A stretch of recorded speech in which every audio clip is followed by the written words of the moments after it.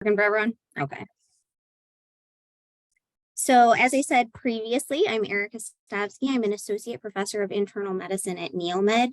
My clinical background, I did obviously a residency in internal medicine, and then I did a fellowship in hospice and palliative medicine. And the topic I'm going to be talking about today closely relates to that area of practice, but I think it's also an area that we've all experienced or worked with patients in professionally or personally. I'm not necessarily an expert in bereavement, though I've certainly worked closely with people who are, and I'm curious to hear all of your experiences, again, in your own practices. So that being said, our objectives for today are here. We want to differentiate between normal grieving processes and pathology, examine the role of culture in grief and the importance of developing a shared understanding of bereavement, and explore how cultural beliefs and practices may be influenced by immigration and acculturation.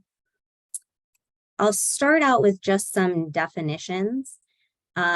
Grief is a normal response to loss. So it's normal. Grief is a normal feeling to have.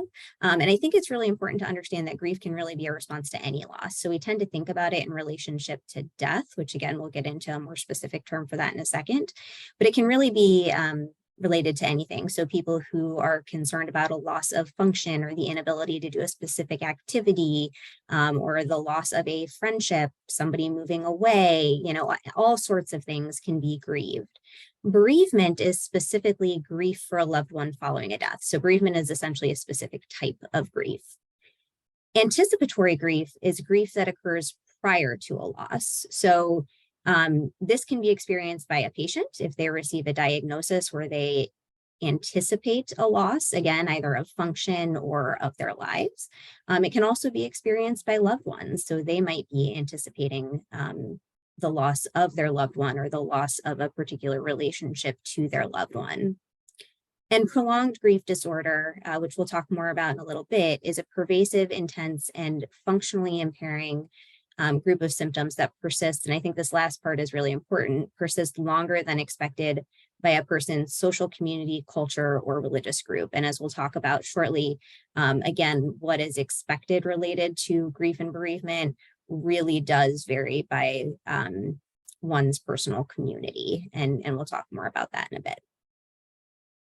So with those definitions out of the way, let's talk about some of the symptoms of grief. And I think it's really important to note, and many of you are probably aware of this, that there is no one picture of what grief looks like. Grief can have physical, emotional, social, and spiritual manifestations, and the examples listed there are really just examples. They are not an exhaustive list by any means. Some people may experience none of these things. Some people may experience all of them. Some of them can experience various extremes. So for things like appetite changes, you can see people who, kind of eat more, maybe some emotional eating. We can also see people who have a complete lack of appetite. Same thing with sleep disturbances. You can get people who really have a lot of difficulty with insomnia during grief. You can get other people who are essentially sleeping all day, every day.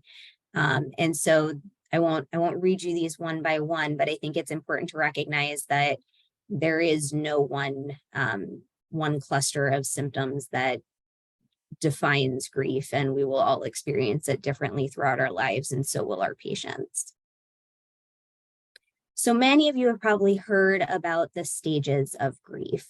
These came from a book that was very popular, written by Dr. Elizabeth Kubler-Ross in the late 60s, called On Death and Dying. And she based this book on interviews that she conducted with terminally ill patients. However, they have been applied, these stages of grief, in ways that were never really intended. They've been applied much more broadly than they were originally intended. So you've probably heard of these stages: denial, anger, bargaining, depression, and acceptance. And I think it's very important to realize that they were never meant to be considered a linear trajectory. They were really just meant to be a description of common emotions that folks experience during the grieving process. So people have sort of mistakenly applied this as being, you go through stage 1, then stage 2, then stage 3. That's not really the case at all. People may experience some of the stages, but not all of them. They may experience them in a different order than the way that I listed them on the prior slide, and people may go back and forth between different stages. Again, as I mentioned on the prior slide about symptoms, people experience grief differently, and there's no single right way to grieve. So while the stages of grief, I think, are a useful descriptor of common feelings associated with grief, don't mistake them as being a linear trajectory or something that everyone must walk through all 5 stages of. I mentioned anticipatory grief, and that being something that is occurring in the context of an impending, here it says death, but it could be, again, an impending loss of any sort. In a terminally ill patient, this is actually a very normal process. It's a healthy process by which they're preparing themselves for separation from their loved ones, separations from their responsibilities, their roles, their duties. And it's something that's actually very important for people to work through. While depression is more common in the terminally ill population than the general population, it is certainly not inevitable, and it is something that can and should be treated. One thing that becomes challenging in individuals who are terminally ill or even chronically ill is that somatic symptoms are very common in this population, and therefore are not always useful in terms of distinguishing anticipatory grief, again, that normal process of preparing for separation, from the symptoms of depression, which we want to address and treat. And so things, like sleeping more or eating less, those really aren't going to be able to give you a clue as to whether the person is experiencing anticipatory grief or whether they're experiencing depression. And so we need to look at other potential ways to distinguish those two processes. And so I've listed some things that can help with that here. One is temporal variation. So in individuals who are experiencing anticipatory grief, we expect to see good days, bad days. And while people who have depression certainly can experience good days and bad days, we tend to see more of a consistently depressed mood, as opposed to somebody who's going through that grieving process where you might see more ups and downs. Self-image is typically not disturbed in an individual who is experiencing anticipatory grief, where it's fairly common for it to be in somebody experiencing depression. Guilt can certainly happen in anticipatory grief, but typically guilt related to anticipatory grief is focused on a specific event. So they might feel guilty that they are going to miss a wedding or a birth or a graduation. Guilt and depression tends to be just more pervasive and more across the board. Likewise, hope has some differences. In anticipatory grief, we tend to see folks kind of experience a phenomenon, and one of the nurse practitioners I used to work with in palliative care always used this phrase, hope changes, and that's what we would see a lot of with anticipatory grief. So folks would, maybe initially hope for a cure, and then when they understand that that's not possible, they may now hope for the opportunity to remain comfortable or the opportunity to spend their time with family and friends. In depression, we tend to see a sense of hopelessness. So it's not that hope is changing, it's that hope might be extinguished in people experiencing depression. Anhedonia, you all know, is fairly common in depression, not something typically seen with anticipatory grief. People experiencing anticipatory grief often need social support in order to work through that. Social support is certainly helpful in depression, but it's unlikely to sort of resolve somebody's depression. And we very rarely see suicidal ideation or a desire for early death in individuals who are experiencing anticipatory grief. Of course, it's also not always two distinct entities, because people who are experiencing anticipatory grief may also be experiencing depression. So the lines are not always neat and clean, but these are some ways to help you think through what a patient might be experiencing. I mentioned prolonged grief disorder earlier. Sometimes it's called complicated grief. There are specific diagnostic criteria for complicated grief disorder or prolonged grief disorder, and they're listed on the next couple slides. So the death of someone close to the bereaved individual has to have occurred at least 1 year prior. Since the death, at least one of the following symptoms must have occurred to a clinically significant degree just about every day within the last month: intense yearning or longing for the deceased, or preoccupation with thoughts or memories of the deceased. I think it's important, again, to highlight that it needs to be happening almost every day, and it needs to be happening to a degree that's impairing them.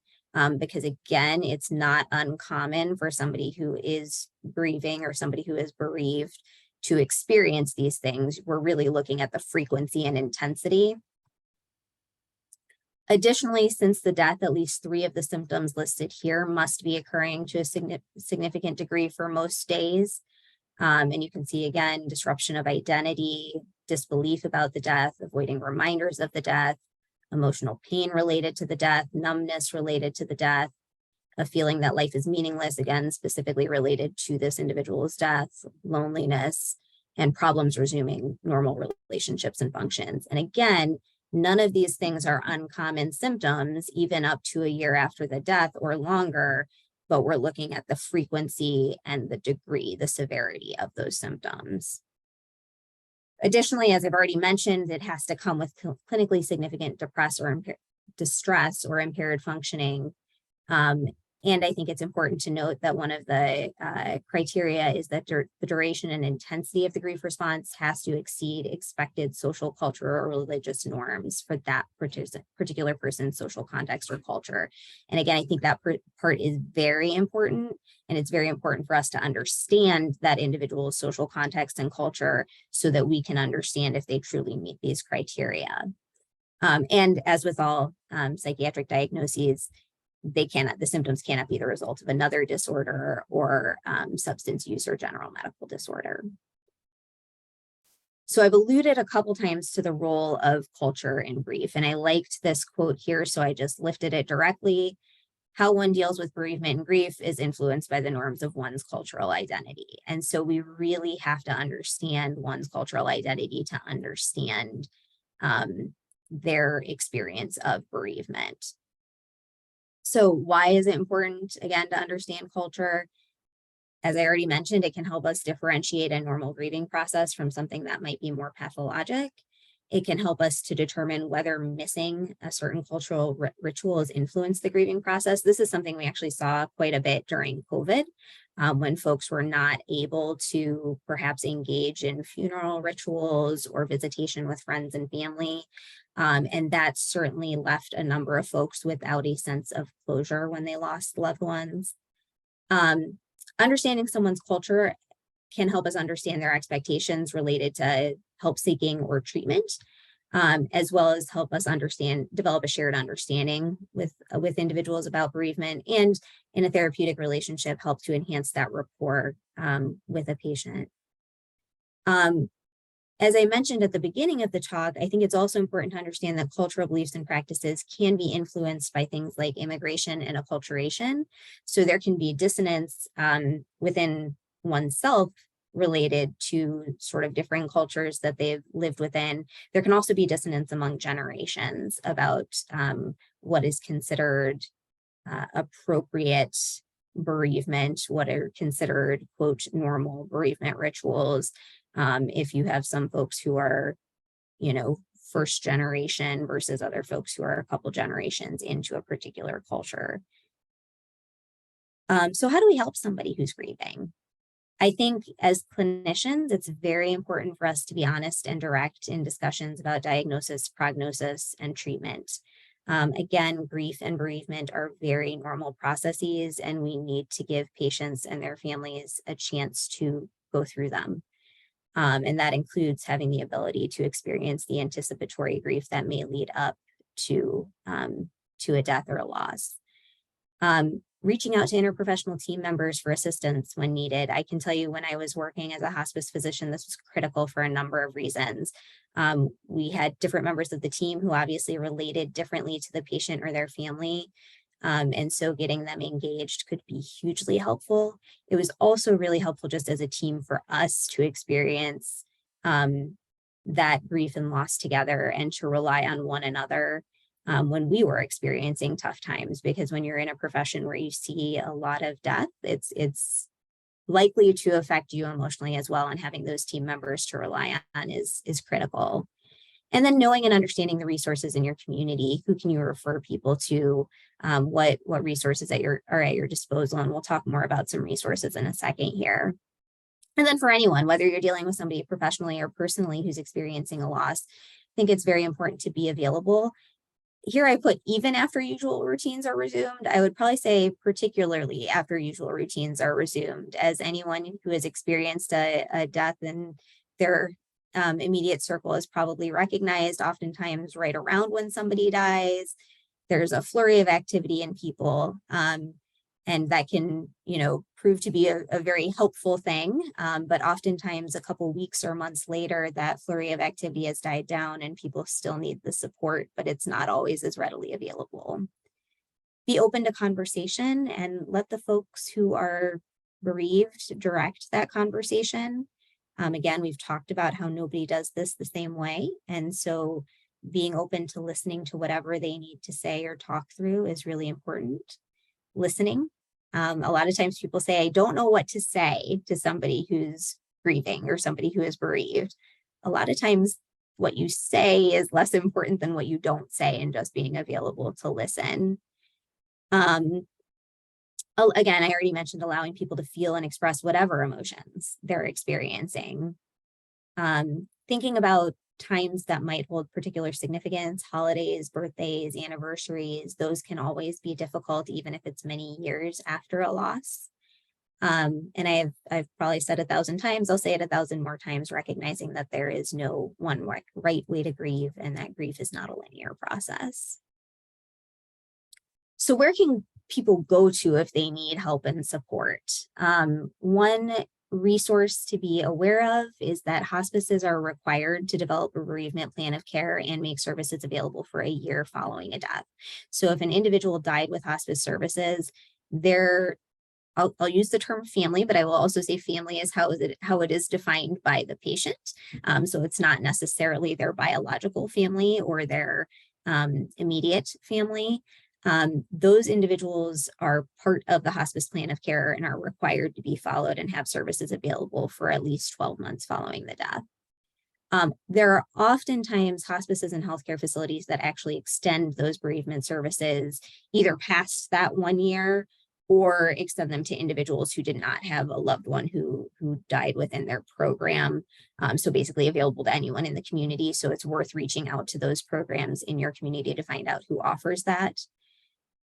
Grief support services are often available through community organizations, and not surprisingly, we're seeing a lot more online support services that are available, depending on somebody's preference. And again, if you suspect someone is suffering from prolonged grief disorder, then you might want to think about referring them for specific treatment for that. There actually is something called prolonged grief disorder therapy that focuses on loss and restoration.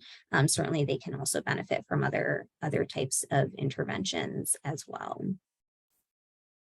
So I've listed some references here. And again, with that, I would love to open it up to your experiences, comments, questions, thoughts.